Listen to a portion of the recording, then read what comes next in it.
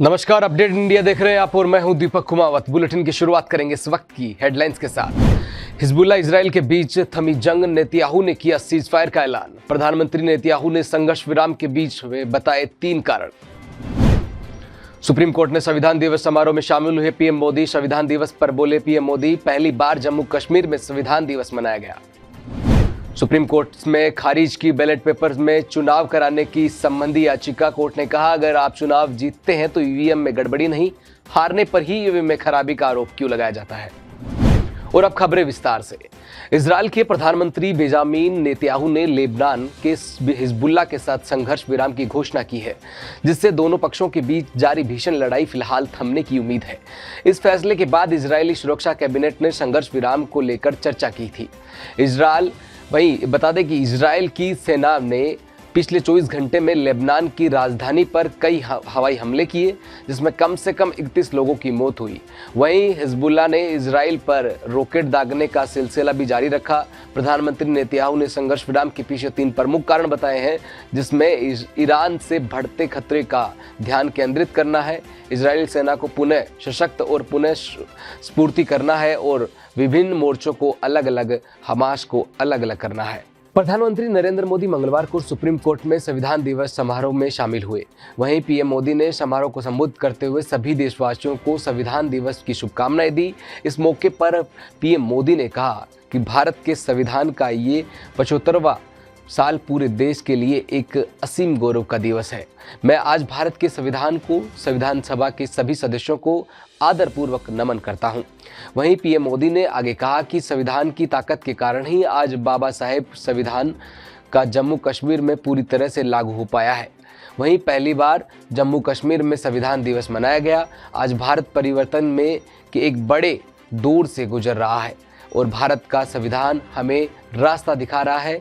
ये हमारे लिए एक मार्गदर्शन बन गया है। सुप्रीम कोर्ट ने उस याचिका को खारिज कर दिया है, जिसमें याचिकाकर्ताओं ने अर्जी दाखिल कर कहा था कि देश में वोटिंग बैलेट के जरिए कराए जाने का निर्देश दिया जाए। याचिकाकर्ता डॉक्टर के.एल. पाल ने पीआईएल दाखिल कर कहा था कि चुनाव आयोग को यह भी निर्देश दिया जाए कि उन कैंडिडेट्स को अयोग्य घोषित करे जिन्हें चुनाव के दौरान शराब बांटने और अन्य प्रलोभन देने का दोषी पाया जाता हो। याचिका में बैलेट से मतदान कराए जाने के अलावा कई अन्य दिशा निर्देश दिए जाने का भी अनुरोध किया गया है।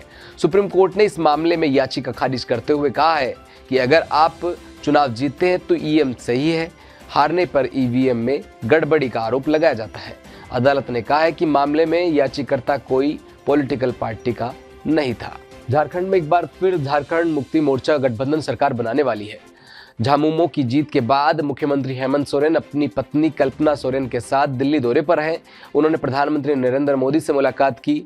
पीएम मोदी से मिलने से पहले हेमंत और उनकी पत्नी केंद्रीय गृह मंत्री अमित शाह से मिलने संसद भवन पहुंचे थे।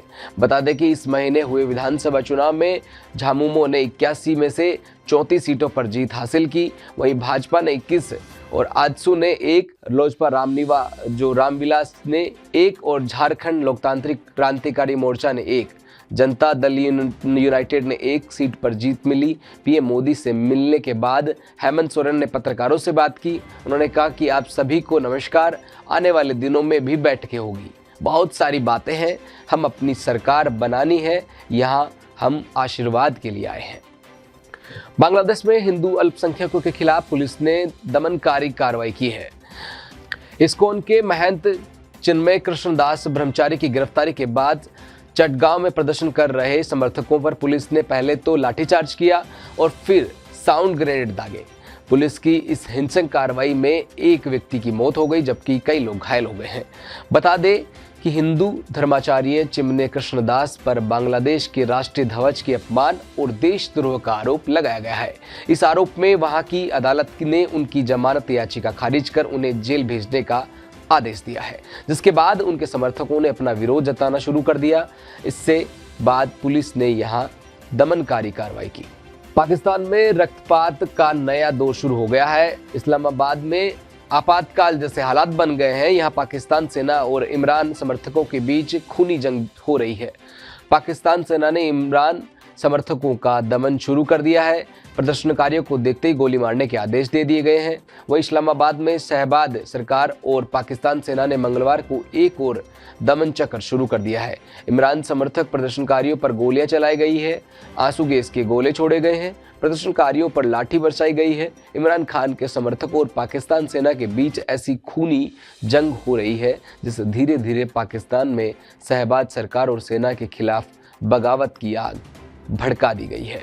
खबरों में आज के लिए बस इतना ही। देखते रहिए अपडेट इंडिया न्यूज।